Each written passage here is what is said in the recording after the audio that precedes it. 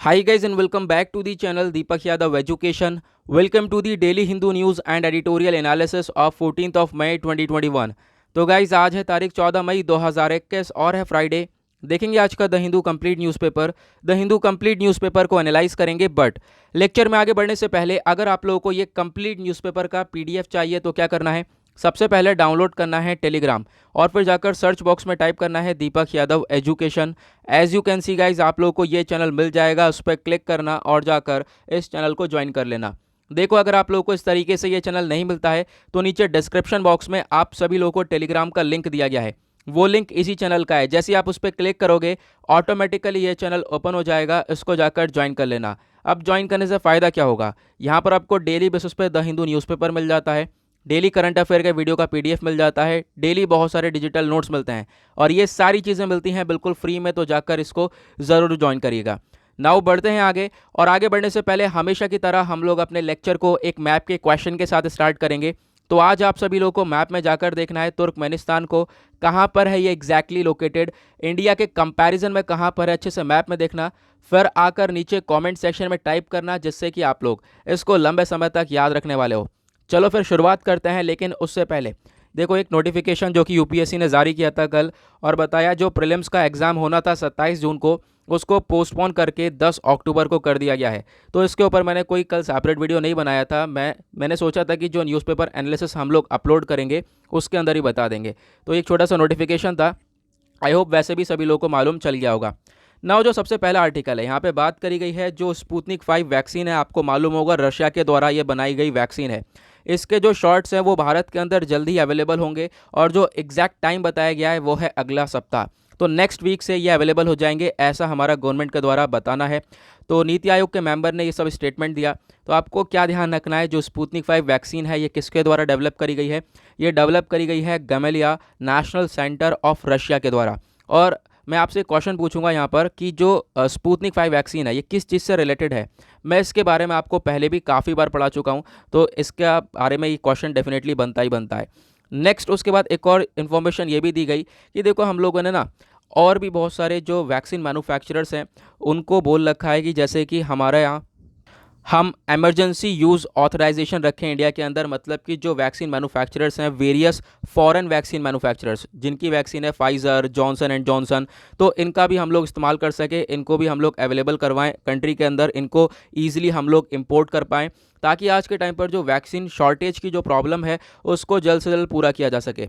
और हाल ही में हमने एक और स्टेप उठाया था, आपको मालूम होगा आईपीआर का, ठीक है, ये रशिया के द्वारा यहाँ पर स्टेप उठाया गया है। जो भी इंटेलेक्चुअल प्रॉपर्टी राइट्स हैं उसमें काफ़ी सारा रिलैक्सेशन दिया जाएगा जिससे कि दूसरी कंट्रीज़ भी जो है इन वैक्सीन्स को डेवलप कर सकती हैं। तो एक चीज़ यहाँ पर ये भी दी गई है। तो हमारे एग्जाम्स के पॉइंट ऑफ व्यू से दो तीन चीज़ें इंपॉर्टेंट, वो क्या है, स्पुतनिक 5 वैक्सीन, ठीक है, और स्पुतनिक 5 के बारे में जान लेना। दूसरी चीज़ जो इंटेलेक्चुअल प्रॉपर्टी राइट्स हैं इसके बारे में जानना है, ठीक है, ये काफ़ी इंपॉर्टेंट है। और आईपीआर के बारे में मैं ऑलरेडी बहुत बार डिस्कस कर चुका हूँ। नेक्स्ट टाइम कभी आएगा तो हम लोग जो पूरा सेपरेट आर्टिकल आएगा तो फिर से अगेन हम लोग डिटेल में डिस्कस करेंगे। Okay, so don't worry. ना उसके बाद नेक्स्ट आर्टिकल यहाँ पर बात करता है, देखो अब यहाँ पर एक और स्टेटमेंट आया और बताया गया कि जो कोविशील्ड की सेकेंड डोज है ना और फर्स्ट डोज है, इन दोनों के बीच का जो गैप होना चाहिए वो 12 से 16 हफ्ते का होना चाहिए, 12 to 16 वीक्स का यहाँ पे गैप होना ही चाहिए, ऐसा यहाँ पर बताया गया यूनियन हेल्थ मिनिस्ट्री के द्वारा। ओके, अब यहाँ पर ये बोला गया कि देखो इसका जो इफेक्टिवनेस है वो काफ़ी बढ़िया तरीके से काम करेगी अब ये वैक्सीन। तो इस तरह की चीज़ें हम लोग पहले भी देख चुके हैं, ठीक है, पहले 4 हफ्ते का, फिर 8 हफ्ते का, अब 12 से 16 हफ्ते का। तो इसका जो सेकेंड डोज का टाइम पीरियड है इसको लगातार हम लोग इंक्रीज़ करते जा रहे हैं, हम लोग ये पहले से ही इस चीज़ को देख रहे हैं। ओके, ना उसके बाद चलते हैं नेक्स्ट इंपॉर्टेंट आर्टिकल की तरफ। तो आते हैं यहाँ पर एक आर्टिकल बताया गया, सुप्रीम कोर्ट ने बोला, देखो एक तरीके से मतलब काफ़ी बढ़िया ये लगा, why not place convicts under house arrest. अब यहाँ पे किस चीज़ से रिलेटेड है, देखो हमने पिछले 2 दिनों में काफ़ी आर्टिकल डिस्कस किए जिसमें सुप्रीम कोर्ट ने ये सजेशन दिया। सुप्रीम कोर्ट ने बोला देखो आज के टाइम पर कोविड के केसेस काफ़ी तेज़ी से बढ़ रहे हैं, वैक्सीन की शॉर्टेज है, ऑक्सीजन क्राइसिस देखने को मिल रहा है, बहुत सारी प्रॉब्लम्स देखने को मिल रही है। तो उसके अंदर यहाँ पर जेल के अंदर भी काफ़ी हद तक हमने बहुत सारी जगह पर देखा जहाँ पे कोविड फैला। तो आज के टाइम पर जो जेल है वहाँ पे ओवर क्राउडिंग देखने को मिल जा रही है, ठीक है। अब ओवर क्राउडिंग को रोकने के लिए यहाँ पर सुप्रीम कोर्ट ने बोला कि आज के टाइम पर जो पुलिस है वो फिर अरेस्ट करने में थोड़ी सी ढील छोड़े, किसी को अरेस्ट इतना ना करे, ठीक है। और साथ ही साथ जो ये जेल में रहने वाले अभी जो कैदी हैं इनको इंतरिम बेल पर छोड़ा जाए, ठीक है। तो ऐसा यहाँ पे सुप्रीम कोर्ट के द्वारा बोला गया। लेकिन अब इसका एक ऑल्टरनेटिव चीज़ यहाँ पर ये बोली गई, देखो क्यों ना हम लोग हाउस अरेस्ट कर दें, ठीक है, घर में ही अरेस्ट कर दें उन लोगों को, तो ये ज़्यादा बेटर ऑप्शन है ना। तो हम लोगों ने लिंक करा इसको पहले से, जो पहले क्या स्टेटमेंट दिया गया था, अब क्या स्टेटमेंट है। तो आप देख पाओगे सुप्रीम कोर्ट ने यहाँ पर बोल दिया है कि देखो अगर हम लोग इनको जो कॉन्विक्ट्स हैं ये जितने भी, इनको अंडर हाउस अरेस्ट किया जाए, ताकि जो है हम लोग जो ओवर क्राउडिंग है, जो जेल के अंदर ओवर क्राउडिंग देखने को मिल रही है, उससे भी बच जाएं और साथ ही साथ अरेस्ट भी कर लें। तो ये सब चीज़ें आप देख पाओगे जो बेंच ऑफ जस्टिस है, यूयू ललित और केएम जोसेफ, इन्होंने यहाँ पर एक जजमेंट में हाईलाइट किया और ये सब चीज़ें बताई गई। उसके बाद यहाँ पर वही ये चीज़ वो बताई गई है जो मैंने अभी आपको बताया कि जो अभी पहले जो हमारे चीफ जस्टिस ऑफ इंडिया है उन्होंने क्या स्टेटमेंट दिया था कि हम लोगों को ओवर क्राउडिंग से बचने के लिए जो है हमें आज के टाइम पर पुलिस को थोड़ा सा रिलैक्सेशन देना पड़ेगा अरेस्ट करने में, ठीक है। तो ये सारी चीज़ें हैं जो कि हमने अभी बात करी। चलो बढ़ते हैं आगे नेक्स्ट आर्टिकल की तरफ। नेक्स्ट अगेन एक इंपॉर्टेंट आर्टिकल हुआ क्या है, देखो एक ऐप को लॉन्च किया गया है जो कि सुप्रीम कोर्ट की प्रोसीडिंग्स को आपको लाइव दिखाएगा, ठीक है। जो भी प्रोसीडिंग्स चल रही होंगी आपको उस ऐप के अंदर लाइव देखने को मिलेंगी। तो यहाँ पर उस ऐप को लॉन्च किया गया है हमारे chief justice of India NV Raman के द्वारा। ओके, उसके बाद यहाँ से एक फ़ायदा क्या होगा, तो जो हमारे चीफ जस्टिस हैं उन्होंने जब ये अनाउंसमेंट करा इस ऐप के बारे में, इस मोबाइल ऐप के बारे में, तो उसके बाद उन्होंने एक चीज़ और बताई कि देखो अब जो मीडिया है ना उसको इतनी ज़रूरत नहीं है कि यहाँ पे सुप्रीम कोर्ट की प्रोसीडिंग्स देखने। अब क्या हो सकता है कि घर पे बैठे बैठे जो मीडिया वाले लोग हैं वो मोबाइल फ़ोन्स में ये लाइव जो है पूरी सुप्रीम कोर्ट की प्रोसीडिंग्स देख सकते हैं, देन उसके बाद जो करना है वो कर सकते हैं। उसके बाद आप देख पाओगे जो चीफ जस्टिस ऑफ इंडिया हैं इन्होंने साथ ही साथ ये भी चीज़ बोली कि आज के टाइम पर आप देख पाओगे कोविड वेव का कितना ज़्यादा इन्फेक्शन फैल रहा है, तो इससे बचने के लिए भी एक ये ग्रेटर स्टेप है, जो मीडिया है वो घर पर बैठकर ये सारे जो प्रोसीडिंग्स है सुप्रीम कोर्ट के वो लाइव देखे जाते हैं। नाउ एक चीज़ बहुत इंपॉर्टेंट जो हमारे लिए काफ़ी इंपॉर्टेंट होने वाली है, देखो मोबाइल ऐप तो लॉन्च किया गया, साथ ही साथ एक और चीज़ लॉन्च करी गई जिसका नाम है इंडिकेटिव नोट्स। अब जो ये इंडिकेटिव नोट्स ये पोर्टल है, ये वेबसाइट है, यहाँ पर आपको सारे सुप्रीम कोर्ट के लैंडमार्क जजमेंट्स के बारे में समरीज मिल जाएंगी। तो ये काफ़ी बेटर ऑप्शन है, ये आप लोगों को भी देखना है क्योंकि हमारे लिए पॉलिटी के पॉइंट ऑफ व्यू से पढ़ना काफ़ी ज़्यादा ज़रूरी होते हैं लैंडमार्क जजमेंट्स को। तो यहाँ पे आपको क्या करना है, आप भी जाकर इसको विजिट कर सकते हो। तो यहाँ पे हम लोगों को काफ़ी सारा हेल्प मिलने वाला है क्योंकि समरीज मिलेंगी, क्योंकि लैंडमार्क जजमेंट्स जो होते हैं वो बहुत ही ज़्यादा लेंदी होते हैं। यहाँ पे आपको समरी मिल जाएगी, आप इजीली जो है उसको अंडरस्टैंड कर पाओगे। तो ये काफ़ी बेनिफिशियल होने वाला है, तो इसको आपको नोट डाउन करके रख लेना, काफ़ी हेल्पफुल होने वाला है ये। ओके, नाउ आगे बढ़ते हैं। उसके बाद यहाँ पर मैंने आपको बताई गया सिविल सर्विस एग्जामिनेशन के बारे में। उसके बाद आते हैं पेज नंबर 9 के ऊपर, तो एक आर्टिकल आता है, यहाँ पर बात करी गई है सुप्रीम कोर्ट में अगेन। देखो ये जो आर्टिकल है ना आज के कुछ ज़्यादा इतने अच्छे हैं नहीं, जो एडिटोरियल सेक्शन है वो अपना काफ़ी बेटर है। एडिटोरियल में हमारे 3-4 एडिटोरियल हैं वो काफ़ी अच्छे आज के आए हैं, उसको हम डिटेल में डिस्कस करेंगे। लेकिन बट यहाँ पे पहले ये आर्टिकल क्या बोल रहा है, जो सुप्रीम कोर्ट है उसने कंपनसेशन को बढ़ाने की यहाँ पे बात करी है। देखो अगर कोई सेल्फ एम्प्लॉयड पर्सन है उसका रोड एक्सीडेंट हो जाता है तो फिर उसके लिए जो कंपनसेशन दिया जाएगा उसको बढ़ाने की बात करी गई है।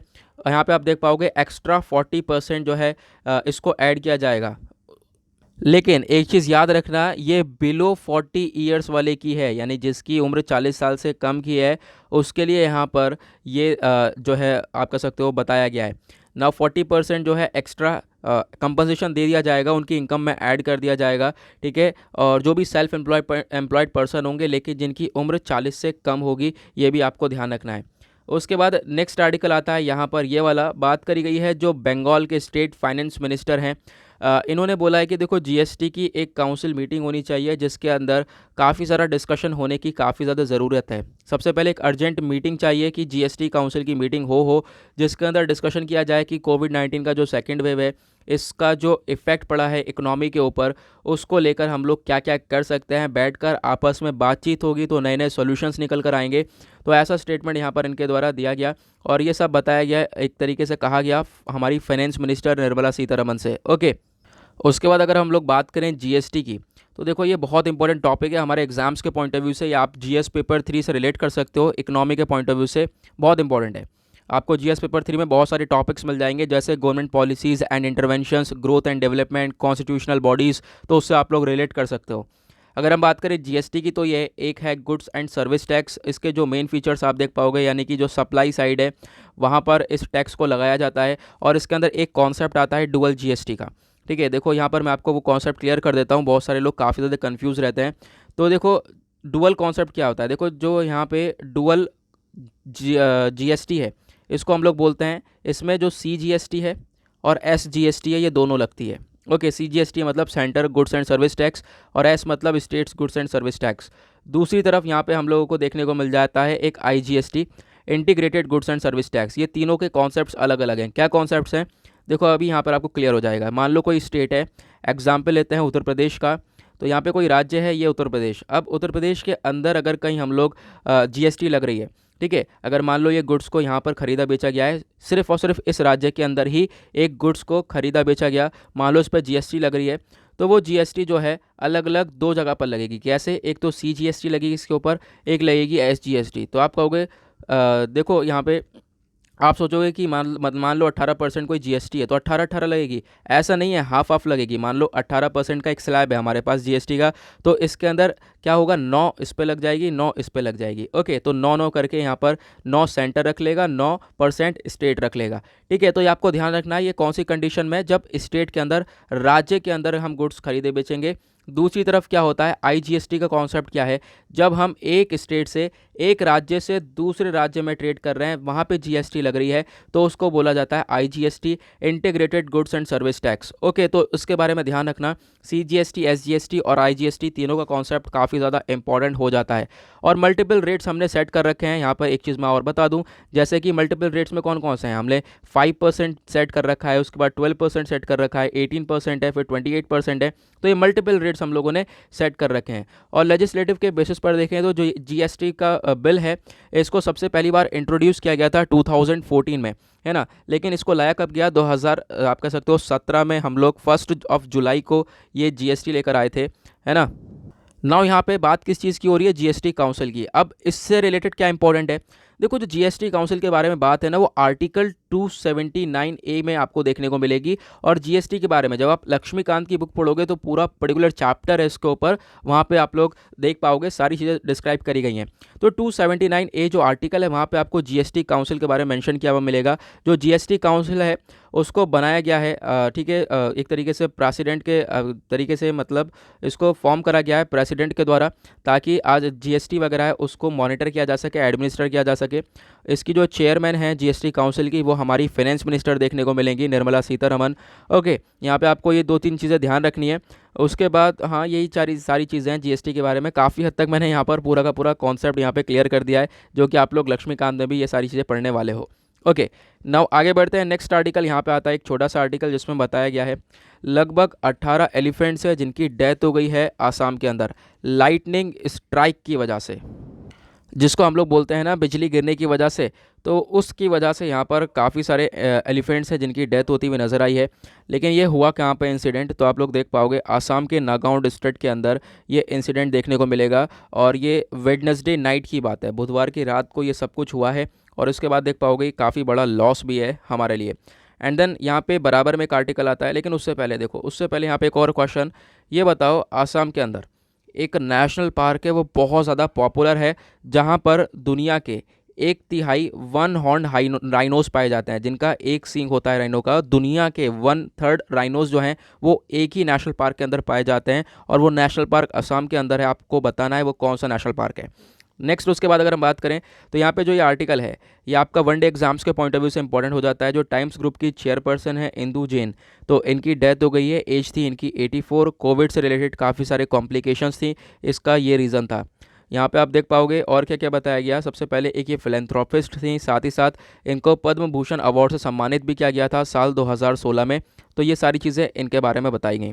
नाउ उसके बाद बढ़ते हैं, आगे चलते हैं, देखेंगे क्या है। पेज नंबर 10 पर आएंगे तो यहाँ पे कुछ आर्टिकल दे रखे हैं। जैसे मैंने बताया आज आर्टिकल ज़्यादा कुछ खास नहीं आ रहे हैं। यहाँ पे बात करी गई है India still resist community spread tag, यानी कि देखो कम्युनिटी स्प्रेड टैग लगवाने से इंडिया आज के टाइम पर भी विरोध कर रहा है। और मतलब कि देखो जो कम्युनिटी स्प्रेड होता है, इसका मेन मकसद क्या है, इसका मेन मतलब क्या है। अगर हम लोग इसके डेफिनेशन के बारे में बात करें तो देखो इंग्लिश में डेफिनेशन क्या होगी, transmission of an infectious disease within a group of people who have it no contact with a person infected with और एक्सपोज टू द डिजीज़। मतलब कि जो एक पर्सन एक ग्रुप ऑफ पीपल से दूसरे ग्रुप ऑफ पीपल के बीच में ये जो ट्रांसमिट होना किसी भी इन्फेक्शियस डिजीज़ का, और वो ग्रुप ऑफ पीपल जो है एक दूसरे को ना जानते हो, ऐसा ट्रांसमिशन देखने को मिलता है। नाउ इस टाइप का जो टैग है वो इंडिया आज के टाइम पर भी विरोध करता है कि हाँ, इंडिया के अंदर आप देख पाओगे जो ये उन्होंने खुद से जो ये लेबल लगने से रोका है कि यहाँ पर कोई नो कम्युनिटी ट्रांसमिशन है। ओके, इंडिया यहाँ पर लगातार इसी चीज़ को बोलता हुआ आया है कि हम लोग इस टैग के खिलाफ हैं, ये स्टॉक के विरोध में रहा है। उसके बाद यहाँ पे अगर हम बात करें, बहुत सारी कंट्रीज़ हैं जैसे कि इस बहुत सारे कंट्रीज़ जैसे कि यूनाइटेड स्टेट्स हो गया, Brazil, United kingdom, France sorry, और भी बहुत सारी 190 कंट्रीज़ हैं जिसमें कि अगर हम बात करें जो है ज़्यादातर के ऊपर ये कम्युनिटी ट्रांसमिशन का टैग इस समय लग चुका है। लेकिन बहुत सारी कंट्रीज़ और भी हैं जैसे कि रशिया, इटली, इन्होंने भी यहाँ पर इंडिया की तरह इस चीज़ को अभी के लिए विरोध किया है इसके खिलाफ़। इन्होंने बोला जो ये नंबर ऑफ़ कन्फर्म्ड केसेस हैं उसके हिसाब से इनके कंट्रीज़ के अंदर या फिर इन कंट्री के ऊपर कम्युनिटी ट्रांसमिशन का टैग नहीं लगना चाहिए। ओके, उसके बाद यहाँ पर जब से इंडिया आप कह सकते हो यहाँ पे जब से पैंडमिक शुरू हुआ है भारत के अंदर, तब से यहाँ पर हमने कम्युनिटी ट्रांसमिशन का जो ये टैग है वो अपने ऊपर नहीं लगने दिया है। उसके साथ साथ यहाँ पे ये भी बोला गया जो ये सीटी है कम्युनिटी ट्रांसमिशन, ये कब होता है जब देखो नए केसेस देखने लगते हैं और पिछले 14 दिनों के अंदर new cases in the last 14 days. तो यहाँ पर उसके बारे में बताया गया कि कम्युनिटी ट्रांसमिशन एग्जैक्टली होता है पिछले 14 दिनों में जो नए नए केसेस आ रहे हैं जो कि ट्रेस नहीं करे जा सकते किसके द्वारा वो केसेस देखने को मिले। वो हो सकता है कोई इंटरनेशनल ट्रैवल हिस्ट्री हो जिसकी वजह से केसेस बढ़ते हुए नजर आए, कोई भी रीज़न हो सकता है। ठीक है, तो फिर यहाँ पर वो बताया गया इसका मतलब क्या है। नेक्स्ट आर्टिकल यहाँ पे आप देख पाओगे जो टोटल केसेस है वो बताए गए हैं, मतलब कुछ खास इंपॉर्टेंट नहीं है। 3,28,000 के आसपास के जो टोटल केसेस निकल कर आए हैं पिछले 24 घंटे के अंदर। उसके बाद एक आर्टिकल आता है यहाँ पे कोविड-19 की ड्रग है जो कि काफ़ी महीने पहले बहुत ज़्यादा न्यूज़ के अंदर थी। अब यहाँ पे बोला गया है जो 40,000 टोसिलीजुमाब ये वायल्स हैं ये स्टेट्स और यूनियन टेरिटरीज़ को दिए जाएंगे। यहाँ पे आप देख पाओगे जो सेंट्रल गवर्नमेंट है उसने एलोकेट करे हैं लगभग 45,000। तो पहले हम लोगों ने ये ड्रग्स को इंपोर्ट किया, अब इंपोर्ट करने के बाद जो 40,000 ड्रग्स हैं ये वो स्टेट्स और यूनियन टेरिटरीज़ को दे रहे हैं हम लोग। उसके बाद जो रिमेनिंग 5,000 बचेंगे वो हमने अलग से रख रखे हैं union ministry of health and family welfare के लिए। बोला ये जा रहा है जो ये टोसिलीजुमाब है ये कोविड-19 से लड़ने में काफ़ी हेल्पफुल है, और जो इसका सेकंड लॉट है ये भी हम लोग मंगाएंगे और ये आएगा भारत के अंदर 10 मई को, इसके बारे में बताया गया। तो ये आपको ध्यान रखना है टोसिलीजुमाब किससे रिलेटेड है, ये कोविड-19 रिलेटेड है। कोविड-19 को ट्रीट करने के लिए एक मेडिसिन का इस्तेमाल किया जा सकता है, तो आपको ध्यान रखना है जो ये टोसिलीजुमाब है ये एक मेडिसिन है। ओके, उसके बाद अगर हम बात करें एक आर्टिकल ऊपर भी दिया गया है, यहाँ पे आप देख पाओगे ट्रिप्स के बारे में बताया गया है। तो ऑलरेडी मैं काफ़ी बार डिस्कस कर चुका हूँ ट्रिप्स के बारे में, जैसे कि आपको मालूम होगा कि हम लोगों ने अभी हुआ क्या है, यूएसए ने जो वैक्सीन है उसके ऊपर जो पेटेंट राइट्स है उसको वेव ऑफ किया है। ठीक है, उसके ऊपर रिलैक्सेशन दिया ताकि जो है दूसरी कंट्री जो है इसके ऊपर प्रोडक्शन कर सके। तो उसके बारे में यहाँ पर बताया गया है। ओके, तो वेव ऑफ के बारे में बताया गया है। काफ़ी सारी चीज़ें मैं ऑलरेडी आपको काफ़ी सारी पीडीएफ्स प्रोवाइड करवा चुका हूँ। जो मॉर्निंग में डेली करंट अफेयर वीडियो आ चुका है उसमें भी 2-3 दिन मैंने यहाँ पर इस आर्टिकल को कवर किया है और इसके रिगार्डिंग आपको नोट्स दिए हैं। डोंट वरी, अगेन मैं आपको नोट सेंड कर दूंगा, इसकी कोई प्रॉब्लम नहीं है। ठीक है, आप पीडीएफ वगैरह डाउनलोड करते रहा करो। और देखो संडे में ना संडे में देखो बहुत सारे आर्टिकल आने वाले हैं, जैसे कि इजराइल पैलेस्टीन का कॉन्फ्लिक्ट आने वाला है, डेफिनेटली ज़रूर आएगा संडे में, इस बार हमें देखने को मिलेगा। उसके बाद और भी बहुत सारी चीज़ें आने वाली है, हो सकता है हम लोग पेटेंट राइट से भी रिलेटेड कुछ आर्टिकल्स देखने को मिले। तो संडे में मैं बहुत सारे आर्टिकल जो है हमारा जो पूरा हमने सप्ताह में जो पढ़े हैं इंपॉर्टेंट आर्टिकल, जैसे कि पेटेंट राइट वाला हो गया, दूसरा जो हमारा हो गया इंडिया चाइना का कॉन्फ्लिक्ट हो गया उसको हम डिस्कस करेंगे, और तीसरा जो मेन टॉपिक होगा इजराइल पैलेस्टीन का कॉन्फ्लिक्ट। तो ये 3 टॉपिक के ऊपर हम लोग अच्छे से डिस्कशन करेंगे संडे में।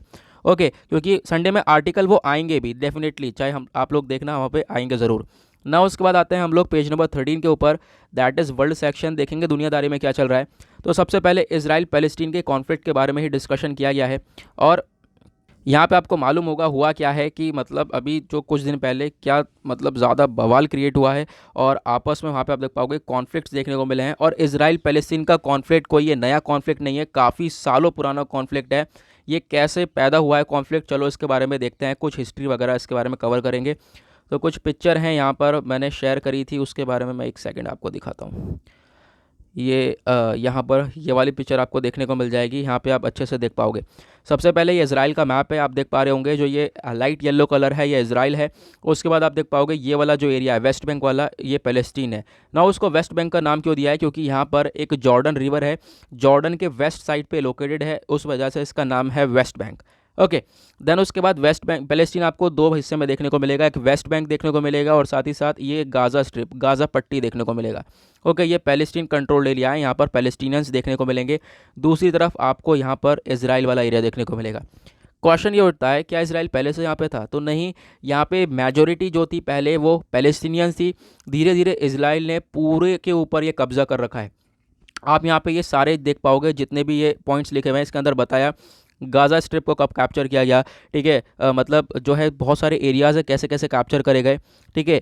यहाँ पे आप देख पाओगे जो ये एरिया है पूरा का पूरा इजराइल ने इसके ऊपर कब्जा किया, जैसे कि गोलन हाइट है सीरिया का था, इसके ऊपर कब्जा कर लिया। और जो एरियाज़ है ज़्यादातर पैलेस्टीनियंस रहते थे, यहाँ से पैलेस्टीनियंस को हटाया गया और आज के टाइम पर आप देख पाओगे इजरायली ज़्यादातर रहते हैं।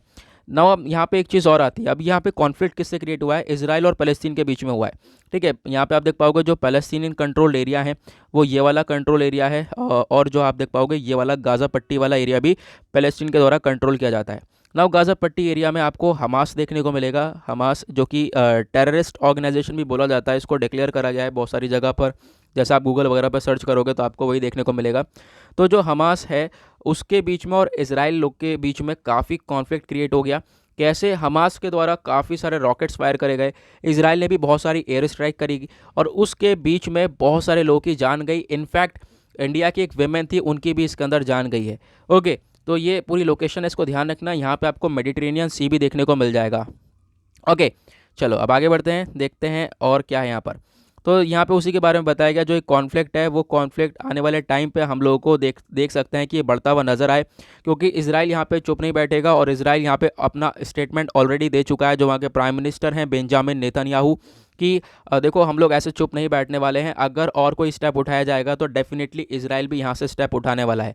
बहुत सारी कंट्रीज़ आज के टाइम पर इजराइल को क्रिटिसाइज़ कर रही हैं, बट यहाँ पर आप देख पाओगे बाइडन ने यहाँ पर बोला है, जो बाइडन जो कि यूएस के प्रेसिडेंट हैं, कि जो वायलेंस है ये जल्द से जल्द ख़त्म होता हुआ नज़र आने वाला है हम लोगों को, ठीक है, जल्द से जल्द ख़त्म होगा, ऐसा यहाँ पे बाइडन होप करते हैं।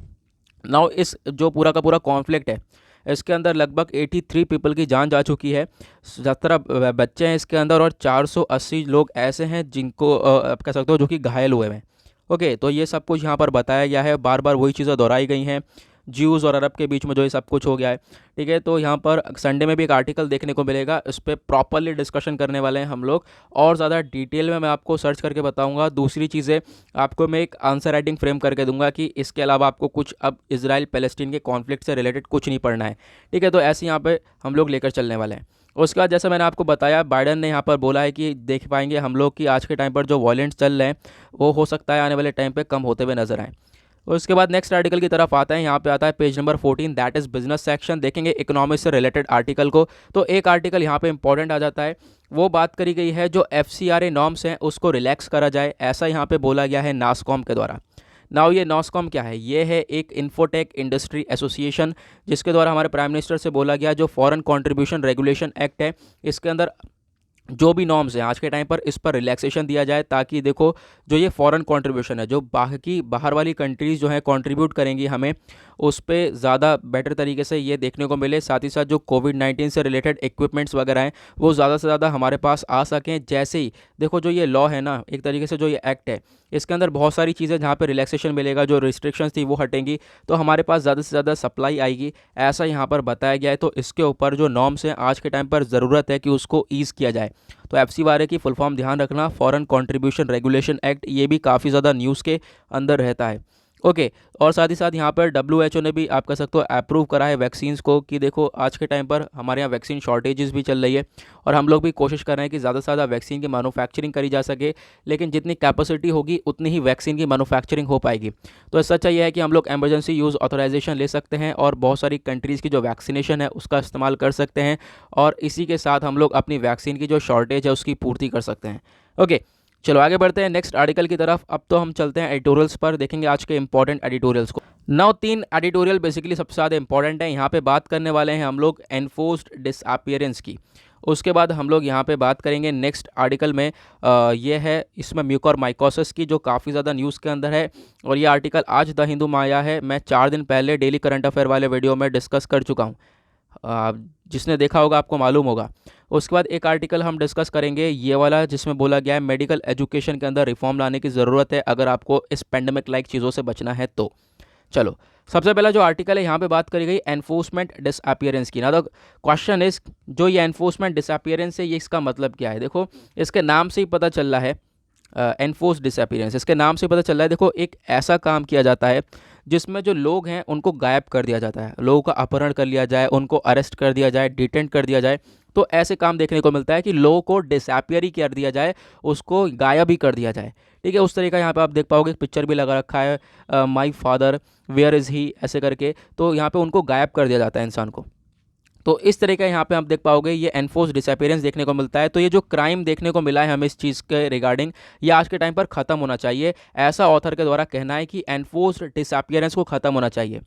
और आज के टाइम पर कौन कौन सी कंट्रीज़ में सबसे ज़्यादा देखने को मिलेगा ये अत्याचार? बहुत सारी कंट्रीज़ में हो रहा है। सबसे टॉप पर आता है आज के टाइम का म्यांमार। म्यांमार में जो कि मिलिट्री कू जहाँ पर देखने को मिलेगा, 1 फरवरी 2021 में यहाँ पर आया था मिलिट्री कू, तख्ता पलट हुआ, और उसके बाद से जो वहाँ की मिलिट्री है वो अपने खुद के सिविल्स को, अपने खुद के नागरिकों को मार रही है। और अभी तक का डेटा ये बताता है, रूटर्स का आर्टिकल कल मैंने पढ़ा था, एक रिपोर्ट उसके अंदर बताई गई, जो 780 लोग हैं उससे भी ज़्यादा यहाँ पे डेथ हो चुकी हैं अभी तक, जो कि म्यांमार की मिलिट्री के द्वारा करी गई हैं। तो आप समझ सकते हो क्या सिचुएशन, और बहुत सारे यहाँ पर प्रॉब्लम्स क्रिएट होती हुई नजर आएंगी। और यहाँ पर आप देख पाओगे जो एनफोर्स डिसअपियरेंस है वो भी काफ़ी हद तक देखने को मिलेगा, बहुत सारे लोगों को गायब कर दिया जाता है। नाउ म्यांमार के बाद जो टॉप नंबर पर आएगा, देखो म्यांमार के पहले टॉप नंबर पर चाइना आना चाहिए, बट म्यांमार काफ़ी ज़्यादा न्यूज़ के अंदर है, तो उसकी वजह से म्यांमार नंबर 1 पर आ जाता है। उसके बाद अब बात करें चाइना की, तो चाइना के अंदर एक रीजन है जिनजियांग वाला रीजन। काफ़ी बार मैं डिस्कशन कर चुका हूँ, मैं 100 बार बता चुका हूँ इसके अंदर, जो आप लोग डेली देखते होंगे आपको मालूम होगा, काफ़ी बार डिस्कशन कर चुके हैं हम लोग। मैं आपको मैप भी दिखा चुका हूँ। जिनजियांग रीजन है, एक जगह पड़ती है जिनजियांग, कहाँ पर? चाइना के अंदर। और वहाँ पे एक कम्युनिटी रहती है उइगुर मुस्लिम्स। ठीक है, कौन सी? Uyghur Muslims. अब वहाँ पे जो ये मुस्लिम्स हैं, इनके प्रति चाइना काफ़ी बुरी तरीके से ट्रीटमेंट करता है। एक तरीके से इनको एजुकेशन नहीं मिल रही, साथ ही साथ जो है आप कह सकते हो ये जो अपने रिलीजन से रिलेटेड एक्टिविटीज़ को नहीं फॉलो कर सकते, इनको दाढ़ी बनाने का कोई हक नहीं है। ठीक है, उसके बाद और भी जैसे कि कुरान वगैरह पढ़ने का, अगर कुरान पढ़नी है तो चाइनीज़ एडिशन पढ़नी है, मतलब कि चाइना ने जो भी एडिशन कर रखा है, एडिट कर रखा है, उसके हिसाब से पढ़नी है। तो बहुत सारे रिस्ट्रिक्शंस इन लोगों के ऊपर आज के टाइम पर लगा रखे हैं, जो कि इस जिनजियांग वाले रीजन में उइगर मुस्लिम्स रहते हैं। तो यहाँ पे भी बहुत सारी प्रॉब्लम्स देखने को मिलती है। यहाँ पर भी हम लोग एनफोर्स्ड डिसअपियरेंस देखने को मिल जाता है हम लोग को भी। ओके, उसके बाद चाइना के बाद और भी जैसे कि बताया गया बहुत सारे कॉन्फ्लिक्ट इश्यूज हुए हैं, मतलब कि जैसे कि कोई कंट्री है, कंट्री के अंदर कोई कॉन्फ्लिक्ट हो गया, कोई विवाद क्रिएट हो गया, जैसे कि अभी हम एग्जांपल ले लें, इजराइल पैलेस्टीन के अंदर एक बहुत बड़ा बवाल क्रिएट हो गया। फिर उसके बाद ये हम लोग एनफोर्स डिसअपियरेंस के इश्यूज भी देख सकते हैं, बहुत सारे देखने को मिलते हैं। ऐसा श्रीलंका के अंदर हम लोगों ने देखा था। ठीक है, पाकिस्तान, बांग्लादेश के अंदर भी ये एनफोर्स डिसअपियरेंस देखने को मिलता है। उसके बाद अब आते हैं हम लोग सबसे इंपॉर्टेंट चीज़ पर, जो ये एनफोर्स डिसअपियरेंस है, इसका मेन मकसद क्या है, मेन मतलब क्या है? जैसा कि मैंने अभी आपको बताया, वही मतलब यहाँ पर भी बताया गया है कि देखो, इसको कैरेक्टराइज किया जाता है कि किसी पर्सन की जो लिबर्टी है, जो उसकी पास आज के टाइम पर हक है, जो उसके पास आज के टाइम पर फ्रीडम है, वो सब उसको छीन छान के उसको अरेस्ट कर दिया जाता है, डिटेन कर दिया जाता है, उसकी विल के अगेंस्ट, मतलब कि उसकी इच्छा के अगेंस्ट ये सारा काम किया जाता है। नाउ रेमेडियल मेजर्स क्या है? अब यहाँ पर इसका सोल्यूशन क्या है? सोल्यूशन देखो पाओगे आप, यहाँ पे बोला गया है, एक डिक्लेरेशन है, इस डिक्लेरेशन के अंडर में एक आप कह सकते हो एक्ट है, protection of all persons from enforce disappearance 1992। अब यहाँ पे अगर हम बात करें तो ये प्रोटेक्शन, ये आप कह सकते हो ये एक सॉल्यूशन है कि जो एनफोर्स डिसअपियरेंस लोग हैं उसके खिलाफ यहाँ पे प्रोटेक्शन दी जाए। ठीक है, एक तरीके से प्रोटेक्ट किया जाए। नाउ यहाँ पे एक और चीज़ यहाँ पे मिल नहीं रही, एक चीज़ इंपॉर्टेंट है, वो क्या है? हाँ यार, देखो हमने एक चीज़ यहाँ पे मिस करी है डेफिनेटली, जैसे कि मैंने पढ़ा था ना अभी, तो मुझे मालूम है यहाँ पर एक चीज़ हमने मिस ये करी है। देखो, ये सॉल्यूशन पढ़ने से पहले एक चीज़ और पढ़ लेते हैं। ये जो एनफोर्स्ड डिसअपियरेंस का कॉन्सेप्ट है ना, ये दुनिया में सबसे ज़्यादा देखने को मिला 1970s में। और कहाँ पर?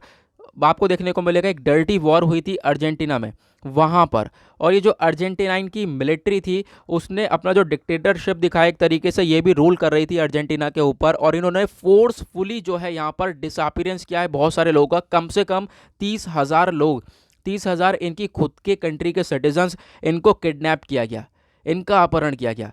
तो आप यहाँ पर जो देख पाओगे, जो सबसे बड़ा इंसिडेंट हुआ है ना एनफोर्स डिसअपीयरेंस का, वो यहाँ पर अर्जेंटीना में देखने को मिलेगा। तो ये चीज़ मैं आपको यहाँ पर बताना चाहता था। नाउ उसके बाद हम लोग बात करें सॉल्यूशंस की, तो सॉल्यूशंस में हम लोग क्या क्या हमारे पास स्टेप्स हैं तो उसके बारे में बताया गया है। मैं आपको बताता हूँ। देख पाओगे इन लोगों के राइट्स को प्रोटेक्ट करने के लिए जो यहाँ पर इंटरनेशनल कम्युनिटी है उसने एक चीज़ अडॉप्ट करी जिसका नाम है international convention for the protection of all persons from enforce disappearance. तो यहाँ पर इस तरीके की चीज़ लाई गई कि जो कि एनफोर्स डिसअपीयरेंस देखने को मिलता है, इसके प्रति लोगों को प्रोटेक्ट किया जाए। और यहाँ पे आप कह सकते हो ये 2006 में ये कॉन्सेप्ट लाया गया। उसके बाद इस चीज़ को वर्किंग में लाया गया 2010 में। ठीक है, तो एक सोल्यूशन है जो कि यहाँ पर काम कर रहा है, लेकिन हम लोगों को और भी बहुत सारी चीज़ें करनी पड़ेंगी इसमें, क्योंकि ये चीज़ सबसे ज़्यादा खतरनाक है आज के टाइम पर। और यहाँ पर बोला गया है, देख पाओगे बहुत सारी कंट्रीज़ के अंदर ये काफ़ी सारे अत्याचार, एट्रोसिटीज़ देखने को मिल जाते हैं। आज के टाइम पर हम लोगों को ज़रूरत यह है कि जो इंटरनेशनल कम्युनिटी है वो आपस में मिलकर अपने एफर्ट्स लगाकर जो ये एनफोर्स डिसअपीयरेंस देखने को मिलता है उसको ख़त्म किया जा सके as soon as possible. Okay, उसके बाद नेक्स्ट आर्टिकल बात करता है माइकोरमाइकोसिस के बारे में। तो जो ये म्यूकोरमाइकोसिस है ये एक फंगल इन्फेक्शन है जो कि कोविड-19 वाले पेशेंट्स के अंदर देखने को मिल रहा है। और अगर कोविड पेशेंट को, किसी को शुगर है, डायबिटीज़ है, तो उसके बाद अगर इसको फंगल इन्फेक्शन होता है तो समझ लो उसकी सिचुएशन और ज़्यादा बुरी है, जान बचना काफ़ी मुश्किल है। तो अगर हम बात करें जो डायबिटीज़ है, अगर आप लोग उसको कंट्रोल में रखते हो तो ये जो साइड इफ़ेक्ट हैं ये आप कह सकते हो, ये जो डेंजर चीज़ है ये काफ़ी हद तक आप इससे बच सकते हो। लेकिन आपका जो डायबिटीज़ है वो भी हाई लेवल पर जा रहा है, और जो कोविड-19 ट्रीटमेंट है मतलब कि वो भी ऐसे ही चल रहा है, कोविड पेशेंट भी हो आप तो बहुत सारी प्रॉब्लम्स देखने को मिलती हैं, तब ये आपको फंगल इन्फेक्शन भी हिट कर सकता है। और इस इन्फेक्शन से बहुत सारी दिक्कतें होती हैं, यहाँ पे हम लोग बात करने वाले हैं। जैसे आप देख पाओगे जो ये कोविड-19 पैंडमिक है इसने काफ़ी डर बैठा दिया सभी लोगों के अंदर। उसके बाद बहुत सारे पेशेंट्स ऐसे हैं जिनके अंदर पहले से ढेर सारी प्रॉब्लम्स देखने को मिल रही है, लेकिन एक पेशेंट ऐसा आता है जिसके अंदर डायबिटीज़ है। ठीक है, आप देख पाओगे पहले से पेशेंट ऐसे हैं जिनके पास कोमोर्बिटीज़ हैं, जैसे कि एज रिलेटेड ओबीज, जिनको डायबिटीज़ है, हार्ट रिलेटेड प्रॉब्लम है, रेस्पिरेटरी डिजीज़ से रिलेटेड प्रॉब्लम है। तो फिर इन लोगों के लिए आज के टाइम पर आप देख पाओगे एक और नई बीमारी जैसे फैलती हुई नज़र आ रही है जिसका नाम है म्यूकोरमाइकोसिस। तो इन कोविड पेशेंट्स को हिट कर रही है बुरी तरह से, और ख़ासकर देख पाओगे जो ये म्यूकोरमाइकोसिस है ये उन लोगों को हिट कर रहा है जिनकी जो इम्यूनिटी है वो काफ़ी ज़्यादा पुअर है, और साथ ही साथ जिन लोगों की डायबिटीज़ अनकंट्रोल्ड है, हाई लेवल पर डायबिटीज़ जा रही है, तो इसके रिगार्डिंग यहाँ पर ये म्यूकोरमाइकोसिस उन लोगों को हिट कर रखा है। और भी बहुत सारे रिस्क फैक्टर हैं, जैसे कि स्टीरॉयड का ट्रीटमेंट लिया जाता है। मान लो किसी को HIV एड वगैरह कुछ भी हुआ तो स्टीरॉयड का ट्रीटमेंट लिया जाता है। इतने स्टीरॉयड्स ठोक दिए जाते हैं कि उसके बाद वहाँ पर उस बंदे का ग्लूकोज लेवल बढ़ जाता है, शुगर लेवल उसका बढ़ जाता है। तो इसकी वजह से भी यहाँ पे आप देख पाओगे ये प्रॉब्लम्स क्रिएट हो जाती हैं, एंड देन म्यूकोरमाइकोसिस होने के काफ़ी ज़्यादा चांसेस यहाँ पर देखने को मिल जाते हैं। ओके, तो यहाँ पे क्वेश्चन क्या है, करना क्या है, जो आपका ग्लूकोज लेवल है उसको चेक में रखना है हमेशा, अगर आपको इस म्यूकोरमाइकोसिस से बचना है तो। ओके, उसके बाद यहाँ पे यही बताया गया कि मैंने जैसा कि बताया इतने इंजेक्शंस ठोक दिए जाते हैं, इतने स्टीरॉइड्स दे दिए जाते हैं जिससे कि म्यूकोरमाइकोसिस अपने आप डेवलप हो जाता है बॉडी के अंदर। उसके बाद यहाँ पे क्या है, टाइप्स देखेंगे म्यूकोरमाइकोसिस के, तो बहुत सारे टाइप्स में ये देखने को मिल जाता है। जो सबसे इसका कॉमन टाइप है वो है राइनो ऑर्बिटल सेरेब्रल म्यूकोरमाइकोसिस। ये होता है कॉमन कोल्ड से, आपको पहले थोड़ा सा कोल्ड हुआ, ठीक है, फिर उसके बाद ये धीरे धीरे फैलने लगता है, आपकी आंखें लाल होने लगती हैं। सबसे बड़ी दिक्कत, आप कुछ पिक्चर्स देखोगे इंटरनेट पे तो आंखें ख़राब हो जाती हैं, इनफैक्ट बहुत सारी जगह पर आंखें निकालनी पड़ जाती हैं। तो देखो इसका क्या सोल्यूशन आगे हम बात करेंगे, लेकिन उससे पहले देखो आंखें जो है ना आपकी पूरी तरह से लाल होने लगती हैं, फूलने लगती हैं आंखें, और इसको हम लोग इस प्रोसेस को बोलते हैं प्रोप्टोसिस। ओके, उसके बाद यहाँ पे आई मसल्स आपके काम करने बंद हो जाते हैं, साथ ही साथ ब्लाइंडनेस मतलब अंधापना सा देखने को मिल जाता है। उसके बाद जो ये बीमारी आपके ब्रेन में फैलती है, उसके बाद ये जो है काफ़ी क्रिटिकल सिचुएशन क्रिएट कर देती है, लंग्स में चली जाती है, और लंग्स के बाद जो है ये पूरे बॉडी के अंदर स्प्रेड होना चालू हो जाता है ये पूरा फंगल इन्फेक्शन। ठीक है, तो इसमें यहाँ पे बताया गया। उसके बाद यहाँ पे ये बोला गया, देखो अगर आपका ऑलरेडी पहले से ही अगर ये देखो कोविड भी है, साथ ही साथ जो है डायबिटीज़ है वो भी अगर हाई लेवल पर है, तो इसमें ज़रूरत है आपको ट्रीटमेंट करवाओ, डायबिटीज़ वगैरह को चेकिंग वगैरह करवाते रहो, क्योंकि यहाँ पर चांसेस ये हैं कि म्यूकरमाइकोसिस भी हो जाए। नाउ यहाँ पे आप देख पाओगे जो इसका सोल्यूशन यहाँ पर बताया गया है वो है एम्फिटोरेसिन बी। एम्फिटोरेसिन भी एक ड्रग है जो कि इससे ट्रीट कर सकती है। उसके बाद साथ ही साथ यहाँ पे एक और सोल्यूशन क्या है कि देख पाओगे रेडिकल सर्जरी वगैरह हो जाती है, अगर आप यहाँ पर देखने को मिलेगा। उसके बाद एक सोल्यूशन ये भी है कि देखो जॉ जो है आपका जबड़ा जिसको बोलते हैं, या फिर आँख जो है उसको रिमूव करना पड़ेगा, उसको निकालना पड़ेगा अगर इस पूरे के पूरे फंगल इन्फेक्शन से बचना है तो। उसके बाद क्वेश्चन क्या है, सोल्यूशन इसका ये है, शुगर को कंट्रोल रखना है, स्टेरॉइड यूज़ का आपको ध्यान रखना है। शुगर आपको हमेशा चेक में रखनी है, आपके शुगर लेवल्स क्या हैं, अगर ज़्यादा है तो उसको मेंटेन करो, मत खाओ थोड़े टाइम तक, यहाँ पे इससे प्रॉब्लम्स क्रिएट हो सकती हैं, खासकर इस कोविड के टाइम पर तो बिल्कुल मत खाओ, जबकि इतने प्रॉब्लम्स हम लोग को देखने को मिल रहे हैं लगातार। तो जो स्टीरॉइड्स यहाँ पे इस्तेमाल हो रही हैं तो रेकमेंडेड हैं, उसी के ऊपर ध्यान दो। रेकमेंडेड से आप ज़्यादा ले रहे हो, ठीक नहीं हो रहे, तो जो लोकल डॉक्टर्स होते हैं वो काफ़ी सारे और भी ठोक देते हैं, जिसकी वजह से ये सारी प्रॉब्लम्स देखने को मिल जाती हैं, और फिर उसके बाद आपको म्यूकरमाइकोसिस भी यहाँ पर डेवलप हो सकता है। तो आपको ध्यान रखना है स्टेरॉइड्स ज़्यादा मात्रा में ना हो। उसके बाद जो ब्लड ग्लूकोज आपका शुगर लेवल है उसको हमेशा मॉनिटर करते रहना है। मैं आपको 3-4 बार यहाँ पर बता चुका हूँ कि इससे अगर, क्योंकि ये बहुत मेन चीज़ है आज के टाइम पर, सबसे बड़ी प्रॉब्लम इंडिया के अंदर देखने को मिलेगा ये डायबिटीज़। ओके, और इसके लिए आपको अपनी अच्छी डाइट लेनी पड़ेगी, हेल्दी डाइट लो। जो है आपको रोटी चावल मत खाओ, क्योंकि देखो जो सिंपल कार्ब होता है ना, ये आपके बॉडी में जो शुगर लेवल है उसको तेज़ी से राइज कर देते हैं, इंसुलिन आपका एकदम से स्पाइक हो जाता है। जो सिंपल कार्ब्स होते हैं, ठीक है, सिंपल कार्ब्स कौन से होते हैं, जो एकदम से घुल जाएँ, राइस हो, चपाती हो, ये सब एकदम से आप कह सकते हो चीनी बन जाता है, एक तरीके से कार्बोहाइड्रेट का काम करता है। एंड देन कॉम्प्लेक्स कार्ब पे आपको ध्यान रखना है। कॉम्प्लेक्स कार्ब जैसे कि ओट्स वगैरह है, ओट मील वगैरह आप लोग कंज्यूम कर सकते हो, ठीक है। ग्रीन वेजीज लो, उसके बाद चने वगैरह, ब्लैक ग्राम, यहाँ पे काले चने वगैरह, ये सब लो। प्रोटीन लेवल को अपना हाई लेवल रखना पड़ेगा, एक्सरसाइज प्रोग्राम अपना कंडक्ट रखो, मेडिसिन अपनी टाइम पर लेते रहो।